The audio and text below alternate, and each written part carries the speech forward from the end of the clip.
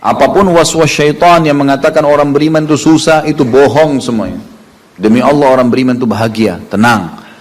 Bisa mendapatkan semua dunia. Allah janjikan. Tidak mungkin salah.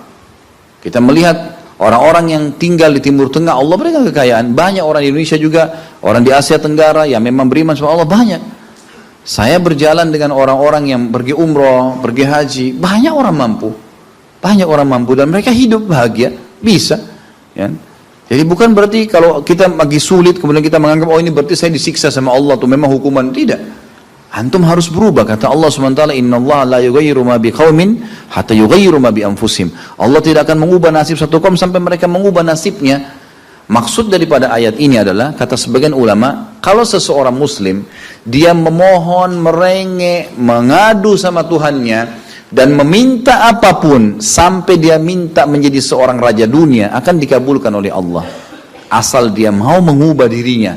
Lalu Allah akan bukakan kepadanya peluang-peluang untuk mencapai apa yang sedang dia minta itu. Dan Allah sebaliknya akan mencukupkan kebutuhan seorang hamba kalau dia mengatakan cukuplah saya begini. Misal ada orang bekerja, dia dikasih sama Allah gaji, dia dapat gaji 2 juta, dimudahkan, dia diterima kerja seterusnya. Lalu dia mengatakan cukuplah seperti ini. Keluarga saya biayai 1,5 juta, sudah cukup, alhamdulillah, udah, nggak masalah. Allah cukupkan dia dengan itu. Tapi kalau ada orang tamak dengan rahmat Allah, enggak, saya mau begini, saya mau begitu, saya mau berusaha, lalu merengek minta kepada Allah, Allah akan kasih, tapi prosesnya ada. Karena kita di dunia ada proses. Makanya Umar bin Abdul Aziz rahimahullah mengatakan, sungguh saya ini memiliki pribadi yang tumuh. Tumuh itu orang yang selalu antusias mendapatkan yang terbaik. Beliau waktu jadi masyarakat biasa, beliau minta kepada Allah agar menjadi gubernur Madinah. Dan beliau mengatakan terus saya menggencot doa itu setiap malam sampai Allah kabulkan saya jadi gubernur Madinah. Gitu kan? Kemudian setelah itu saya memiliki antusias yang lebih besar untuk menjadi khalifah. Dan terus saya berdoa sampai Allah nobatkan jadi khalifah. Padahal Umar bin Abdul Aziz tidak bisa jadi khalifah pada saat itu kalau sesuai dengan jalur keturunan. Semestinya ada orang lain. Dia memang keturunan Bani Umayyah, tapi bukan dia semestinya pada saat itu menggantikan khalifah. Tapi subhanallah sebelum meninggal khalifah sebelumnya menulis surat bahwasanya yang datang setelah saya adalah Umar bin Abdul Aziz, padahal bukan dia. Makanya setelah Umar bin Abdul Aziz meninggal kembali kepada keturunan raja yang pertama. Tapi Allah selipkan dia menjadi khalifah di situ. Dan dia mengatakan saya mendapatkan semua apa yang saya inginkan dengan tumuh saya, dengan antusias saya yang besar, dan saya mohon kepada Tuhan saya sampai Allah kasih. Jadi Allah kasih teman-teman sekalian. Tapi bagaimana kedekatan antum kepada Allah subhanahu wa ta'ala? Bagaimana kita merengeknya dengan Allah? Bagaimana kita memohonnya dengan Allah? Tidak ada yang mustahil. Coba terus minta sampai Allah kasih. Karena setiap seseorang hamba mengucapkan Rabbana atau Allahumma, atau kita mengatakan dalam maksudnya ya Allah, wahai Tuhanku. Begitu kita mulai memohon, itu sudah ada garis startnya ucapan kita. Ada garis finishnya. Tinggal antum sabar sampai garis finish enggak? Banyak orang berdoa baru pertengahan sudah berhenti dengan alasan Allah belum kasih. Allah mau lihat ini orang benar nggak, serius nggak. Sama rasionalnya gini, kalau kita kuliah, begitu kita sudah daftar kuliah, sudah ada kan prediksi kita 4 tahun tamat S1 kan? Oh iya, semester 1, semester 2, semester 3, sampai semester 8 misalnya. Ini yang saya tahu pada saat kami S1 di Madinah begitu ya. 1 tahun 2 semester, 1, 2. Tahun kedua, 2, 3, dan 4. Sampai semester 8 selesai S1. Baik, kita begitu daftar, pertama sudah tahu. Saya akan kuliah 4 tahun nih. Kalau saya lulus, selama 4 tahun saya akan lulus menjadi S1. Kita sudah tahu kan. Kalau ada orang baru tingkat 2 sudah berhenti kuliah, dia sendiri berhenti. Itu sama rasionalnya orang kalau berdoa tuh. Kalau merengek sama Allah. Sabar sampai titik klimaksnya. Kita akan dapat ijazahnya, kita akan dapat apa yang kita inginkan. Gitu kan. Tapi kalau orang terburu-buru, tergesa-gesa, dia tidak dapat. Jadi selalu tamak terhadap rahmat Allah. Dan itu bagian daripada ibadah.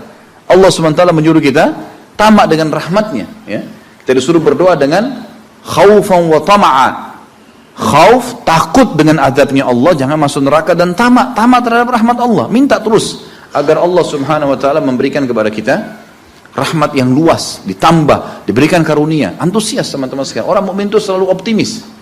Tidak ada kata-kata pesimis, tidak ada kata-kata putus asa, nggak ada kata-kata dendam. Berlalu, qaddarallah ma syaa fa'al. Allah sudah takdirkan dan sudah terjadi. Kata Nabi SAW, kalau terjadi sesuatu pada kalian, katakan Allah sudah takdirkan, sudah terjadi. Buka lembaran baru, jalan sekarang, gitu kan? Sampai kata Nabi SAW yang memotivasi kita, kalau di tangan seseorang di antara kalian sebuah bibit, dan dia tahu, bibit pohon, dan dia tahu besok kiamat, tetap dia tancapkan. Tetap dia tancapkan. Sebagian ulama salaf dulu, mereka menanam pohon-pohon teman-teman sekalian, pohon-pohon yang umurnya lama, seperti kelapa, ya. Tapi di sana mungkin mereka menanam pada saat itu kurma. Kurma lama tumbuhnya, gitu kan? Mereka tanam. Sampai pada saat itu ada beberapa sahabat menanam pohon-pohon kurma yang masih kecil. Mereka di umur pada saat itu sampai alis mereka sudah putih dan turun menutupi matanya, saking tuanya, 80-90 tahun. Ditanya oleh murid-muridnya, kenapa anda masih menanam seperti ini, di umur seperti ini, gitu kan? Kata dia, Allah akan memberikan saya pahala di setiap gerak-gerik saya, termasuk ini. Bagaimana dia antusiasnya?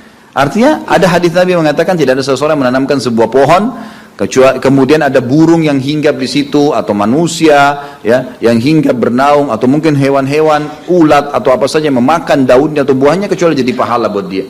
Jadi selalu ada motivasi untuk menjadi orang yang terbaik, ya. Makanya juga dalam masalah surga begitu. Kata Nabi SAW, kalau kalian minta surga Firdaus, surga yang tertinggi. Jangan bilang amal saya nggak cukup, enggak. Tamak dengan rahmat Allah, minta yang terbaik teman-teman sekalian.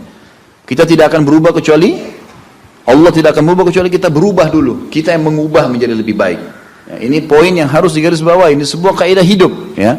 Sehingga kita harus selalu optimis, dan begitulah keadaan orang-orang beriman. Allahu a'lam.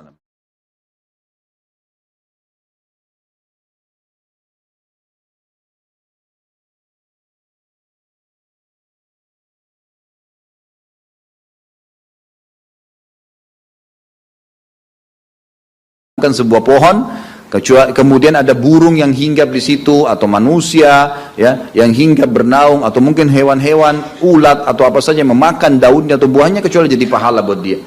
Jadi selalu ada motivasi untuk menjadi orang yang terbaik, ya. Makanya juga dalam masalah surga begitu. Kata Nabi SAW, kalau kalian minta surga Firdaus, surga yang tertinggi. Jangan bilang amal saya nggak cukup, enggak. Tamak dengan rahmat Allah, minta yang terbaik teman-teman sekalian. Kita tidak akan berubah kecuali Allah tidak akan berubah kecuali kita berubah dulu. Kita yang mengubah menjadi lebih baik. Ya, ini poin yang harus digarisbawahi. Ini sebuah kaidah hidup, ya. Sehingga kita harus selalu optimis, dan begitulah keadaan orang-orang beriman. Allahu a'lam.